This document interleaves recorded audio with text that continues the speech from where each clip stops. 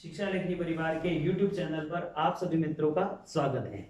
आज हम संस्कृत की क्लासों में संधि लेकर आए हैं। तो आज हम संधि को विस्तार से पढ़ेंगे। संधि क्या है, कितने भेद हैं और उनमें भी कितने उपभेद कर रखे हैं, सारी चीजें।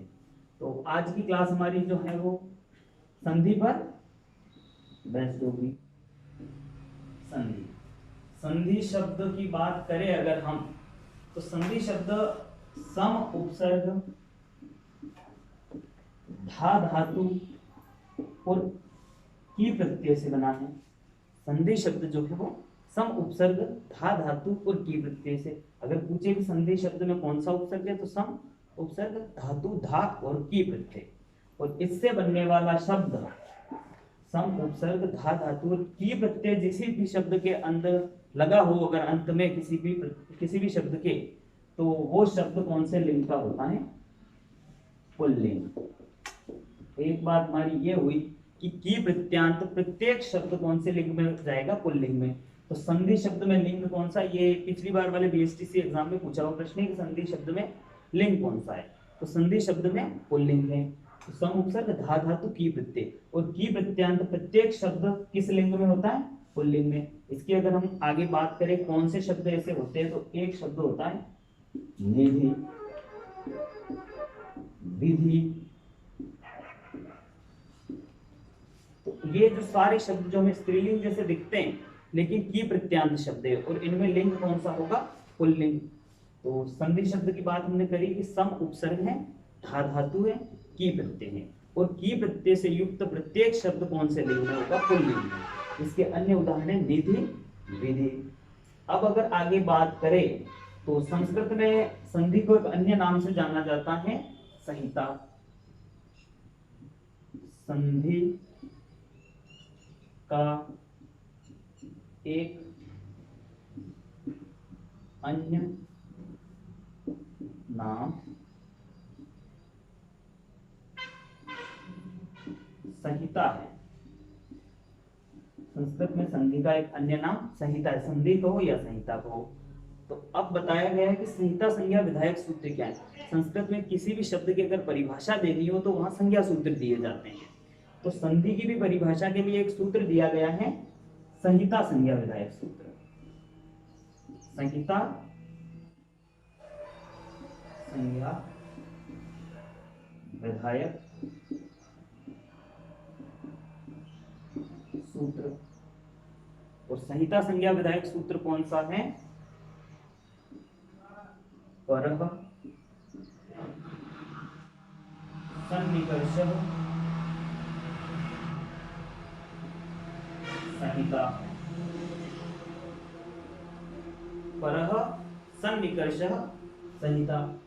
तो इसका कहना है कि जब भी वर्ण बिल्कुल आपस में निकट आ जाए तो उनके मध्य क्या हो जाती है? संहिता। तो वर्णों के बिल्कुल परस्पर निकट आ जाने पर संहिता हो जाती है, अर्थात संधि हो जाती है। बाकी हमें ज्यादा परिभाषाओं में नहीं जाना है। तो यहाँ से बातें जो हमारी इंपॉर्टेंट निकलती है वो क्या है? संधि शब्द कौन से लिंग का है? पुल्लिंग का है। सम उपसर्ग है, धा धातु है, की प्रत्यय है, और की प्रत्यय अंत वाला प्रत्येक शब्द कौन से लिंग में होगा? पुल्लिंग में, जैसे निधि है और विधि है। दूसरी बात, संधि का एक अन्य नाम क्या है? संहिता है। अगर संधि के एक अन्य नाम की बात करें तो वो संहिता है। और संहिता संज्ञा विधायक सूत्र कौन सा है संस्कृत व्याकरण में? परः सन्निकर्ष संहिता। अर्थात कहा गया कि जब वर्ण बिल्कुल निकट आ जाए तो उनके मध्य क्या हो जाएगी? संहिता, अर्थात संधि हो जाएगी। तो हमारी यहां तक बातें हुई। आगे अगर हम बात करें कि संधि के भेद कितने माने गए,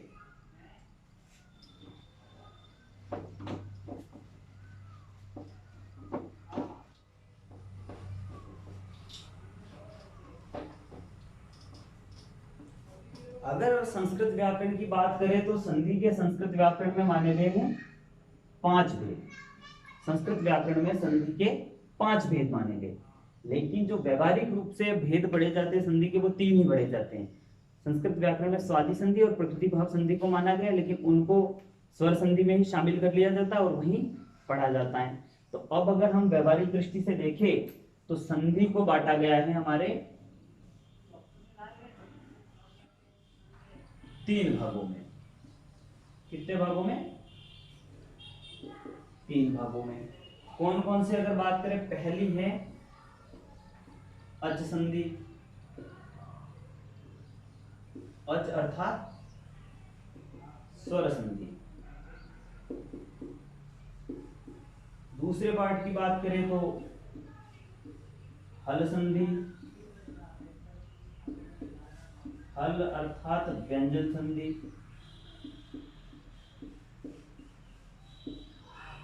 और तीसरे भाग की बात करें तो विसर्ग संधि। ठीक, तो संस्कृत व्याकरण में संधि को 3 भागों में बांटा है, अच संधि, हल संधि, विसर्ग संधि।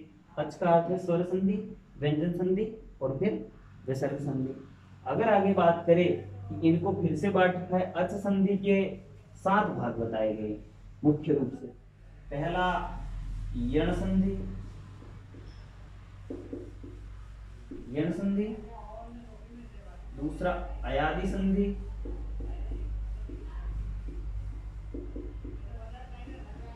तीसरा दीर्घ संधि,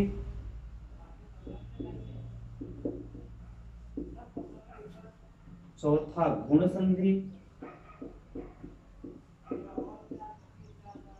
5 नंबर वृद्धि संधि और 6 नंबर पररूप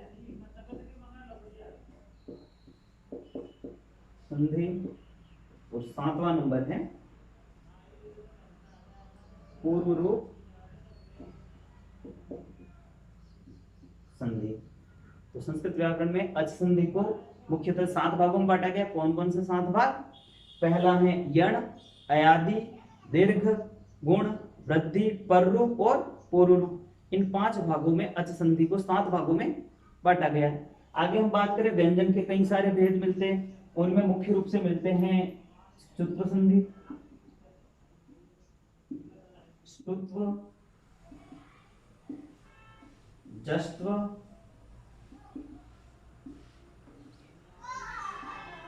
परसवर्ण,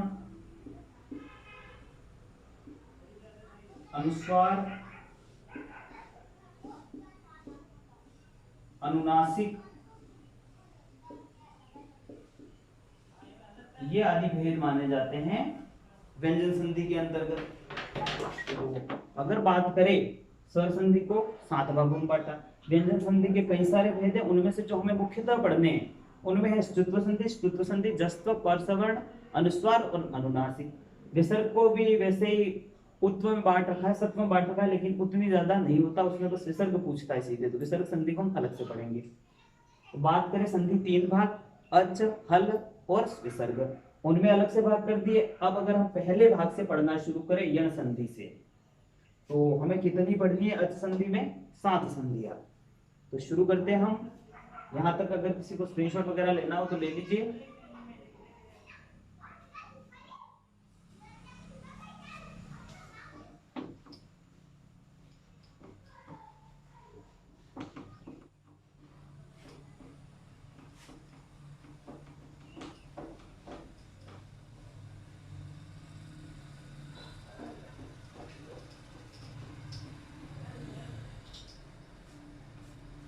अब हम पहली संधि पर पढ़ते हैं यण संधि। स्वर संधि का पहला भेद यण संधि।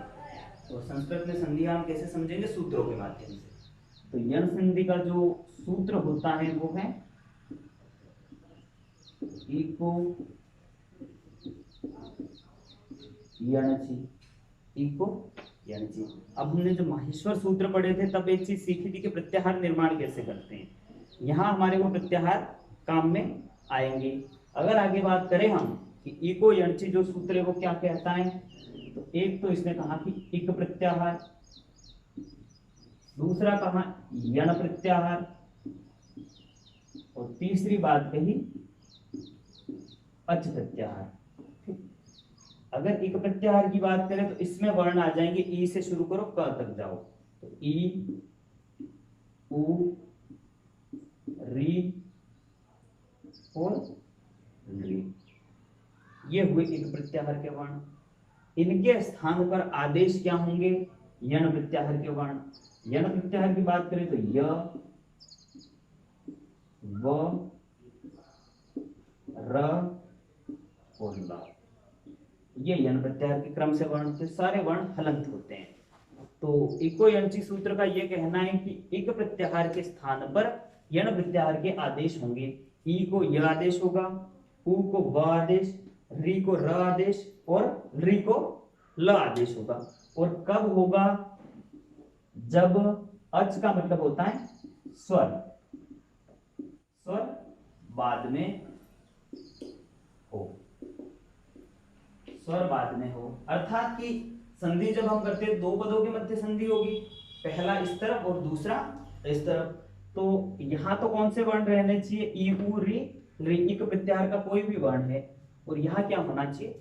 स्वर। मान लो अ है तो इस ई को आदेश क्या होता है? य। ये इनका कहना है। और दूसरी बात इसमें कही कि स्वर बाद में हो और कैसा हो? असमान।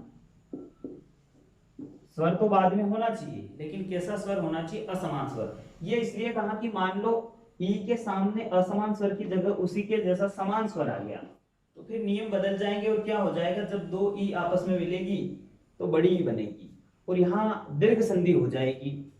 तो इको यंची सूत्र में क्या कहा कि इक प्रत्याहार के स्थान पर यण प्रत्याहार के आदेश होंगे।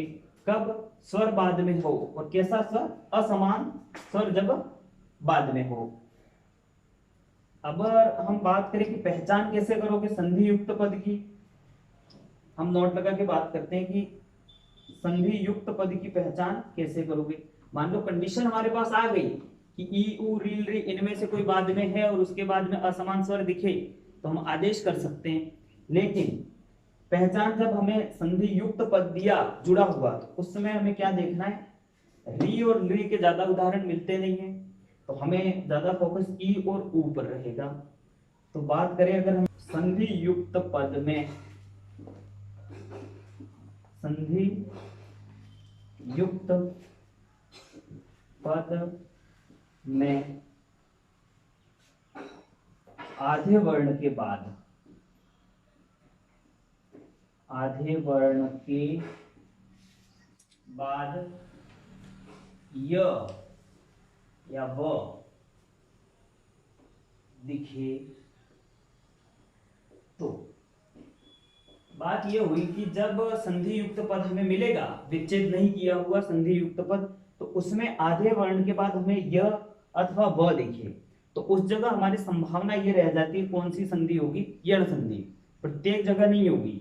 जहां पर आधे वर्ण के बाद ई य या व दिखे तो संभावित लगभग ये हो जाएगा हमारा कि कौन सी संधि हो जाएगी? यण संधि। बाकी कभी कभार रेयर कंडीशन में कोई और भी हो सकती है, तो हमें बिल्कुल मान के नहीं चलना है। बस ये है कि संभावना है कि जब भी आधे वर्ण के बाद य अथवा व दिखे तो वहां पहली जो संभावना हमारी बन जाती है वो कौन सी बनती है? यण संधि की। अब अगर हम उदाहरणों पर थोड़ी सी चर्चा कर ले, उदाहरण, पहला उदाहरण इत्यादि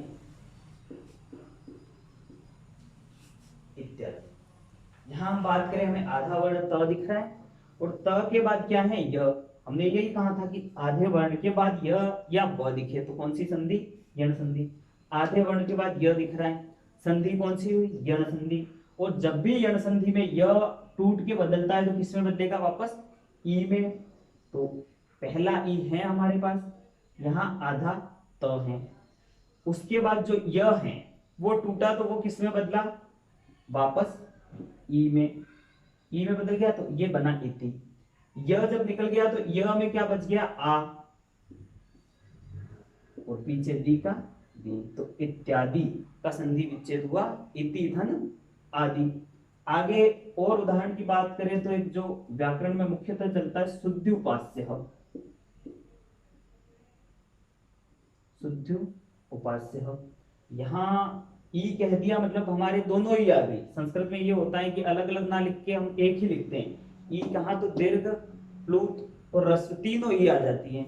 तो शुद्ध्युपास्य हमने लिखा, यहाँ भी आधा वर्ण है, आधे वर्ण के बाद य दिख रहा है तो कौन सी संधि होगी? यण संधि। और यण संधि में जब भी ई टूटता, य टूटता है तो किसमें बदलता? वापस ई में। तो यहाँ यह टूटा अपना रहा तो बदला ई में, सुधी। अब य में क्या बच गया? उ, और उसे हमने लिख दिया यहाँ तो उपास्य, सुधी धन उपास्य, सुधी यानी कि सज्जन लोगों के द्वारा पूजा जाने योग्य या पूजा जाने वाला।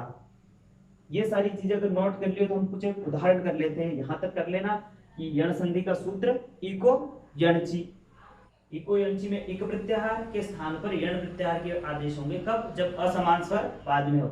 असमान इसलिए कहा कि इको यणची में हमारा उ भी आता है और उ के सामने उसी के समान स्वर मान लो उ आ गया तो फिर हमारे नियम गड़बड़ हो जाएंगे और संधि कौन सी हो जाएगी? दीर्घ संधि। तो इसीलिए ये कहा गया कि असमान स्वर होना चाहिए। यहाँ उ के अलावा कोई भी आ जाए, ई आ जाए, हमें कोई दिक्कत नहीं है, संधि हमारी हो जाएगी। इको यणची सूत्र इक प्रत्याहार के स्थान पर यण आदेश होंगे। कब? असमान स्वर बाद में रहने पर। आप संधि युक्त पद की पहचान कैसे करोगे? तो संधि युक्त पद में आधे वर्ण के बाद य या व दिखेगा लगभग जगह पर, बाकी री और री बच जाते हैं। उनके ज्यादा उदाहरण है नहीं, कुछ गिने चुने उदाहरण है जो हम पढ़ लेंगे। अब अगर हम आगे बात करें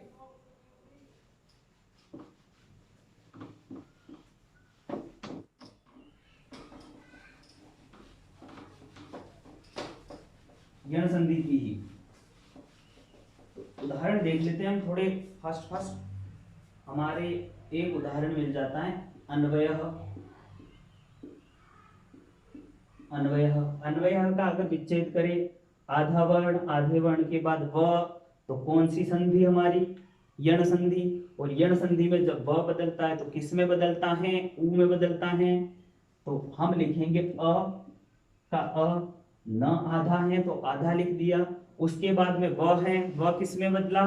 उ में। तो ये हो गया अनु। धन व में क्या बच गया? अ, और पीछे से य, तो अन वह विच्छेद हो गया। उसके बाद में करें आगे, एक जो संस्कृत व्याकरण में मुख्य उदाहरण चलता है मध्वरी ही। यहां भी क्या हुआ? आधा वर्ण ध के बाद दिख रहा है व, संधि कौन सी हुई? यण संधि। यदि लिखे हम म का म, ध आधा, व बदलता है किसमें? उ में, तो व को हमने लिख दिया उ में। व में क्या बच गया? अ, और उसको पीछे जोड़ दिया अरि ही। तो ये हो गया मध्वरी ही, शुद्धि उपास्य मध्वरी ही। आगे बात करें अगर स्वागतम, स्वागतम में क्या दिख रहा है? आधा स, आधे स के बाद व दिख रहा है, तो कौन सी संधि हुई? यण संधि। हमने पहले पहचान लिखी है कि आधे वर्ण के बाद यदि हमें य अथवा व दिखे तो संधि कौन सी होगी? यण संधि। तो आधे स के बाद व, तो यण संधि हुई। यण संधि में व टूटता है तो किसमें बदलता है? उ में। स हमने लिख दिया आधा, व टूटा किसमें बदला? उ में। उ जुड़ा तो सु बना। व में क्या बच गया? आ, तो ये बन गया आगतम, सुधन आगतम। ठीक। आगे अगर बात करें हम, स्वागतम हो गया मध्वरी अन्वय।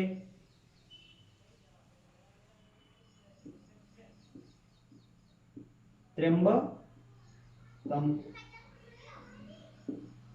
त्र्यंबकम। यहां भी क्या है? आधा वर्ण आधे वर्ण के बाद यह दिख रहा है, संधि कौन सी? यण संधि। यण संधि में ई टूटता है किस, यह टूटता है किसमें बदलता है? ई में। तो ये हो गया त्रि, त्र आधा और यह वाला ई आके जुड़ा त्रि, और पीछे से क्या निकल गया? अंबकम।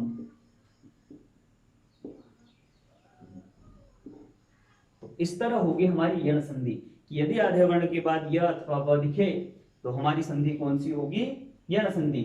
और यण संधि में जब भी यह टूटेगा तो किस में बदलेगा? ई में, और वह टूटेगा तो किस में बदलेगा? उ में। ठीक। अगर अब हम री और री के कुछ उदाहरण बच जाते हैं, उनकी बात कर लेते हैं।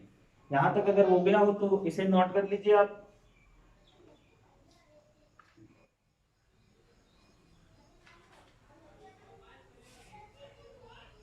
चलिए आगे बढ़ते हैं अपन।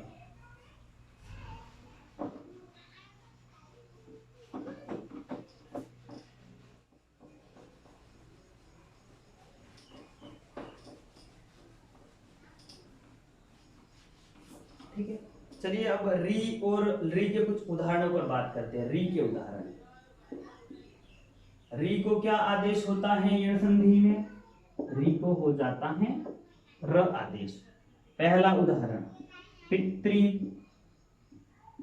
धन आदेश। ठीक, री है, री के बाद असमान स्वर, री किस में बदलेगा? र में। तो पी का पी रह जाएगा, त में से री निकल गया तो त कैसा? आधा। री किस में बदल गया? र में। और जब त और र मिलते हैं तो क्या बनता है? त्र।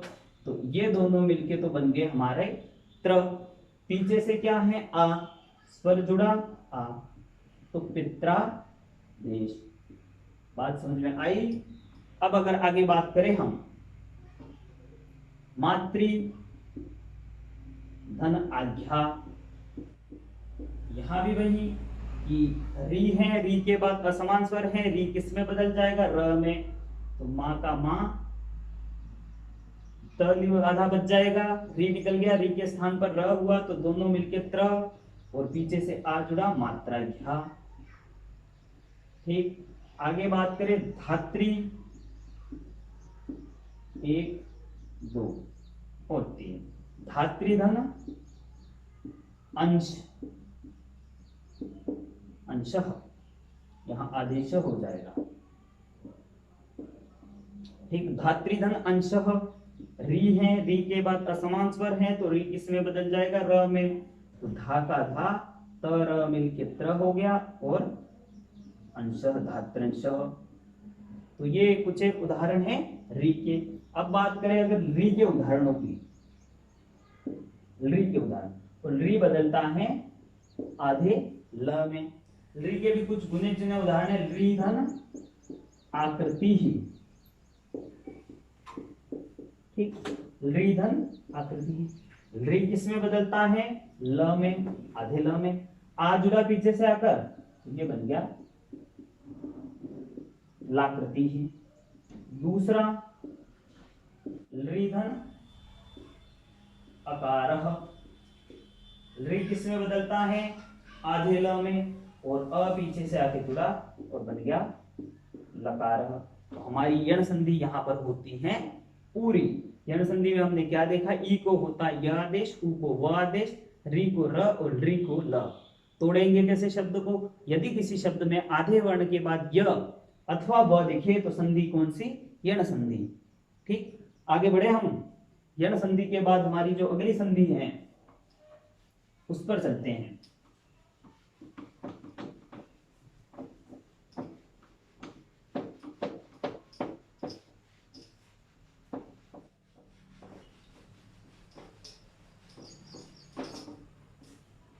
अगली संधि, और अगली संधि है हमारी अयादि, अयादि संधि। ठीक, अयादि संधि। और अयादि संधि का सूत्र है एचो अयवायावः। सूत्र लिखने आ गया तो सारे आदेश अपने आप निकल जाएंगे। ठीक, पहली बात कही एचः, क्या कहा? एचः, अर्थात एच प्रत्याहार, और एच प्रत्याहार ए से शुरू होगा, च तक होगा। इसमें वर्ण आ जाएंगे ए ओ, अंग आ जाएगा, अंग को लेना नहीं, और उसके बाद में ऐ औ च, 4 वर्ण आ गए। एचो ए पाया हुआ सूत्र ए ओ ऐ औ। आदेश इन्होंने बता दिए क्या होगा? ए के स्थान पर, ओ के स्थान पर और औ के स्थान पर, तीनों के स्थान पर। ए के स्थान पर तो आदेश होगा, यहां से निकालिए अय, यह हलंत हो गया, अय आदेश हुआ। अब य में से क्या बच गया? वापस अ, और पीछे से एक वर्ण और व, तो ये दोनों आ गए। अब आदेश ओ के स्थान पर, व में क्या बचा? आ, और आ के बाद क्या है? य, तो ऐ के स्थान पर आय आदेश। य में फिर बचा आ, तो वो आ लिया, और पीछे से एक वर्ण लिया व, तो आव आदेश। तो क्रम से आदेश कैसे हुए? एक के स्थान पर अय आदेश, ओ को अव आदेश, ऐ को आय आदेश और औ को आव आदेश। और कब होंगे? स्वर बाद में होने पर, स्वर बाद में होने पर। तो स्वर बाद में होगा तभी होंगे। पहचान की बात करें कि कैसे आप पहचान करोगे, तो संधि युक्त जो पद होगा,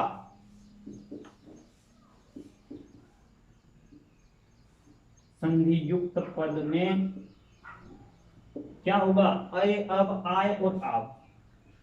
अय, अब, आय और आप की ध्वनि आएगी, की ध्वनि आएगी। अगर आप संधि युक्त पद को बोलोगे तो उसमें हमें कहीं ना कहीं अय, अब, आय और आव की ध्वनि आएगी। उदाहरण की अगर बात करें हम, हरे धन ए, संधि हमारी चल रही है अयादि। अयादि संधि में एक के स्थान पर क्या आदेश होगा, अय आदेश। हमने ह का ह रहने दिया, र कैसा हुआ हमारा हलंत, ए जो निकला इसमें से ये वाला, उसके स्थान पर आदेश क्या हो गया, अय। ये आदेश हो गया अय। ये अ आगे वाला स्वर र में जाके जुड़ा तो र कैसा हुआ, पूरा अ खत्म, क्या बच गया, यह हमारा आधा है और उसमें पीछे से आगे स्वर जुड़ गया ए, तो हर ये। अब अगर हम हर ये को बोले हर ये, तो उसमें हमें अय की ध्वनि सुनाई देगी। दूसरे उदाहरण की बात करें तो पोधन अन,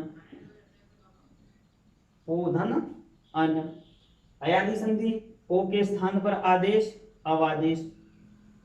प को हमने आधा लिखा, उसमें से क्या निकल गया है ओ, और उसके स्थान पर आके जुड़ रहा है अव।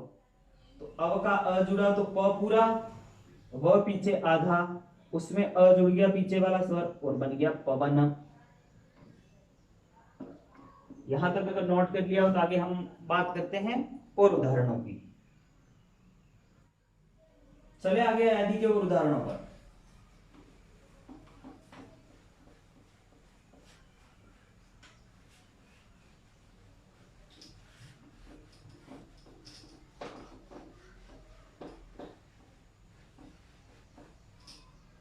हाँ, अयादि संधि के कुछ और उदाहरण हमने लिख दिया, नई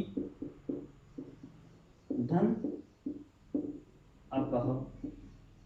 अय जब टूटता है तो किसमें बदलता है, आय में।